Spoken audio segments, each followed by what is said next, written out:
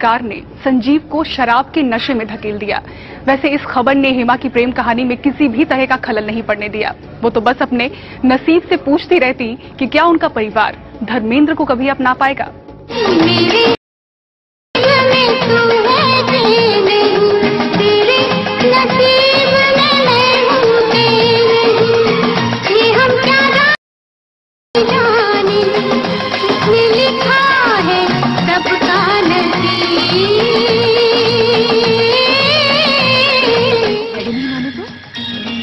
जी, उनकी बेटी को मना लिया, डैडी को मनाना क्या मुश्किल है। तुम मेरे डैडी को नहीं जानते। तो फिर क्या करूं मैं? ठहरो। डैडी को बुलाने जा रही है? नहीं नहीं, डैडी बनने जा रही हूँ। समझ लो मैं डैडी हूँ और तुम एक बार रिहर्सल कर लो मेरे साथ। पर्दे पर प्यार का ये रिहर्सल तो हो रहा था, लेकिन हकीकत ये थी कि परिवार के पास बात पहुंचाने की हिम्मत हेमा में नहीं थी। कोई कारण है जिसकी वजह से मेरी जुबान बंद है? वैसे धर्मेंद्र हेमा से बेपनाह मोहब्बत तो करते थे, लेकिन अपनी बीवी और बच्चों को हेमा के लिए छोड़ना नहीं चाहते थे। प्यार का ढोल पिट चुका था और मीडिया धर्मेंद्र की पत्नी प्रकाश कौर से बात करने की खूब कोशिश करती, लेकिन प्रकाश कभी भी मीडिया के सामने नहीं आई। उधर धर्मेंद्र और हेमा के इश्क को मुकम्मल तस्वीर मिलने में अभी काफी वक्त था और अचानक इस कहानी में जितेंद्र ने फिर एंट्री मारी।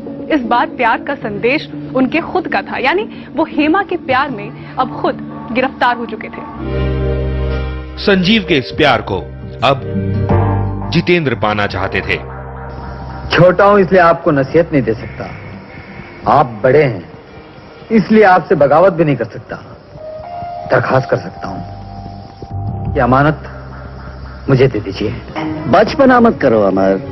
लव ट्रायंगल कहें या लव स्क्वायर था, जहां पर एक तरफ थी हेमा मालिनी एंड इनके तीन तरफ थे Jitendra, Sanjeev Kumar and Dharmendra. Dharmendra of course was in love with Hema Malini. Sanjeev Kumar को भी काफी प्यार था हेमा मालिनी से। संजीव कुमार के दोस्त थे जितेंद्र। जितेंद्र काम कर रहे थे हेमा मालिनी के साथ फिल्म में। वो उनकी वकालत करना चाहते थे, पर अल्टीमेटली उनको भी प्यार हो गया। करण जौहर को दिए इस इंटरव्यू में हेमा ने कबूल किया था कि उनके साथ जिन जिन एक्टर्स को जोड़ा गया वो महज अफवाह नहीं बल्कि सच्चाई थी।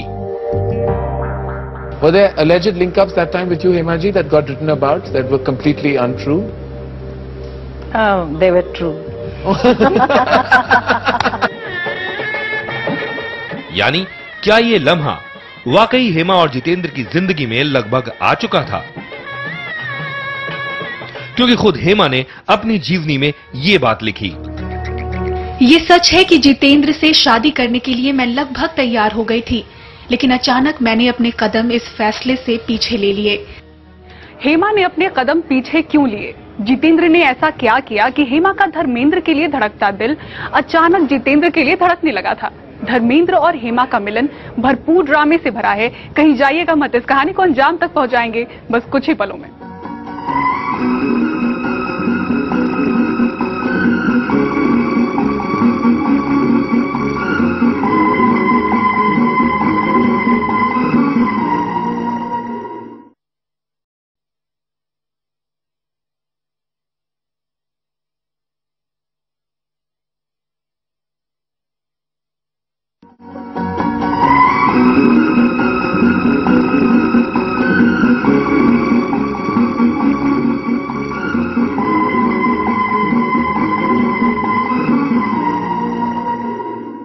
साल 1974 धर्मेंद्र और हेमा की प्रेम कहानी के बीच डांसिंग स्टार जितेंद्र अपनी जगह बना चुके थे।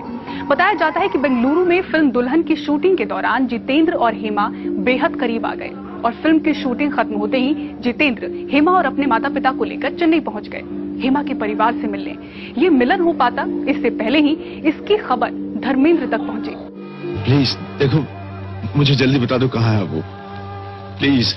धर्मेंद्र अब हेमा से जल्द मिलना चाहते थे। वो बेहद गुस्से में थे। धर्म जी हैं। धर्म जी का तो कोई कंपैरिजन ही नहीं है। जिस हिसाब से जो कहते हैं कि ये होता है मर्द। अब when he fail in love with Hema Malini, चाहे कितना भी हो, वो पंजाबी मुंडा और वो south Indian lady, I mean वो आसमान जमीन का फर्क था।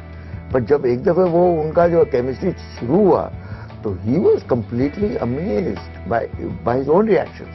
वो सब कुछ छोड़ के अपनी जान हाजिर कर दी। उधर जितेंद्र भी अपने जज्बात को रोक नहीं पाए। उन्होंने हेमा को फोन करके कहा कि वो उसी वक्त तिरुपति चलें और उनसे शादी करें। हेमा अब अपने फैसलों के बीच उलझ कर रह गई। वो तय नहीं कर पा रही थी कि जितेंद्र के शादी के प्रस्ताव को वो कबूल करें या फिर शादीशुदा धर्मेंद्र के आसरे बैठी रहे।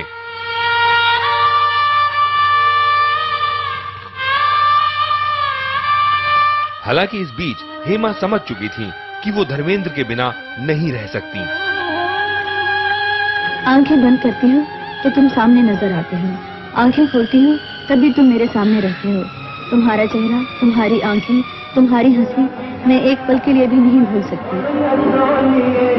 प्यार के इस खेल में, दो दिलों के मेल में, मेरा पीछा ना मैं छोड़ूंगा सोनिए, पीछा ना मैं छोड़ूंगा सोनिए, भेज दे चाहे जेल में, प्यार के इस खेल। But at the end of it, it was only Dharmendra. She had only eyes for him. इन सब के बीच धर्मेंद्र तुरंत चेन्नई पहुंचे और हेमा को जितेंद्र से नाता तोड़ने के लिए मना भी लिया। तुम्हें कोई मुझसे जुदा नहीं कर सकता। किसी रक्त में ताकत नहीं कि वो तुमको मुझसे छीन ले। मेरी अमानत सिर्फ मेरी, तुम्हें कोई मुझसे जुदा नहीं कर सकता। अगर किसी ने तुम्हें मुझसे छीनने की कोशिश की तो मैं इस दुनिया को आग लगा दूंगा, जलाकर राख कर दूंगा। इसके बाद हेमा के घर पर बवाल मच गया। हेमा का परिवार, खासकर उनकी मां, बिल्कुल नहीं चाहती थी कि हेमा और धर्मेंद्र का रिश्ता जुड़े।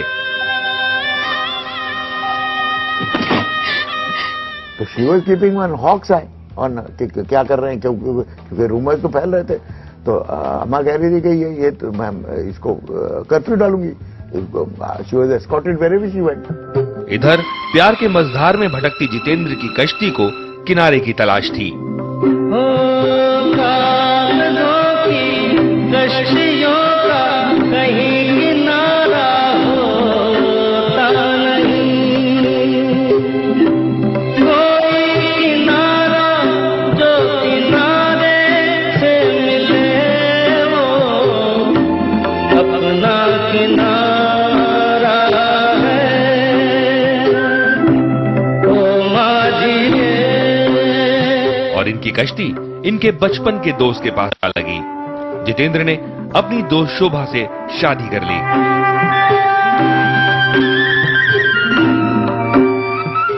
शोभा से शादी के बाद जितेंद्र अब पूरी तरह धर्मेंद्र और हेमा के बीच से जा चुके थे। लेकिन हेमा के माता पिता अब जल्द से जल्द हेमा की शादी करवाना चाहते थे ताकि धर्मेंद्र से उनका पीछा छूटे। एक इंजीनियर, दो डॉक्टर, एक दांतकर। धर्मेंद्र से पीछा छुड़ाने के लिए हेमा के घर पर अब हर रोज लड़कों के फोटो आने लगे। उधर धर्म और हेमा का इश्क जुनून में बदल रहा था। मैगजीन में हर रोज इनके अफेयर की खबरें छपने लगी।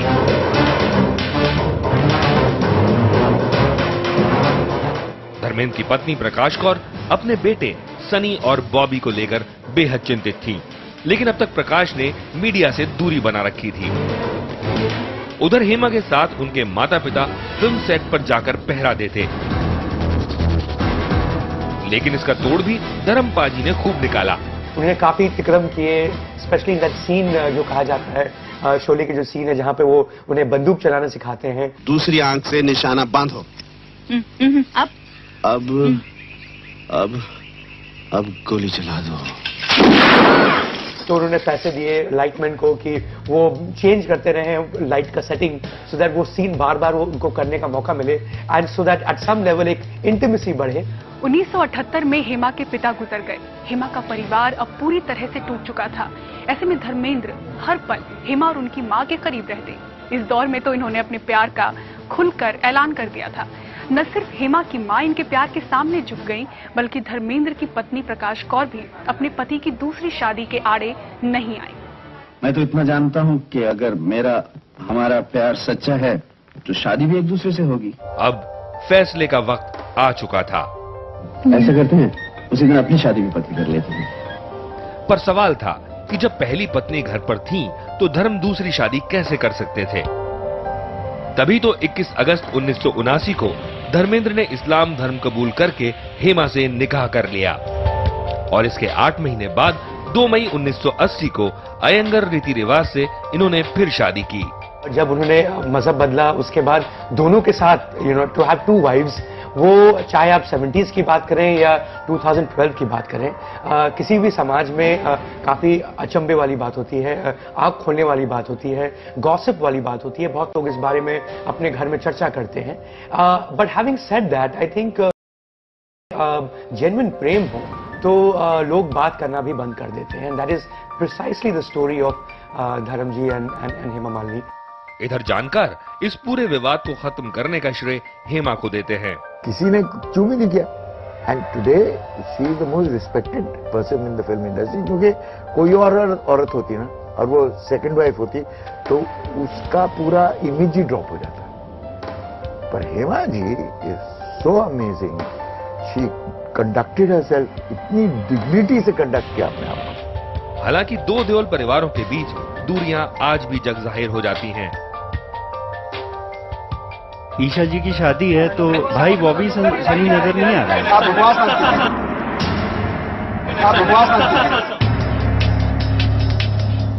लेकिन इस बीच हकीकत ये है कि धर्मेंद्र और हेमा ने अपने परिवार को बड़ी मजबूती से संभाले रखा।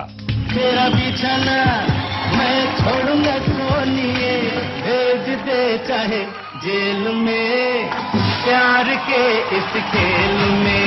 और धर्मपाजी तो आज भी अपनी ड्रीम गर्ल को छेड़ते दिख जाते हैं। मैं छोड़ूंगा सोनिए, जहाँ भी तू जाएगी मैं वहाँ चला आऊँ, तेरा पीछा ना छोड़ूंगा सोनिए, पीछा ना मैं छोड़ूंगा सोनिए, भेज दे चाहे जेल में।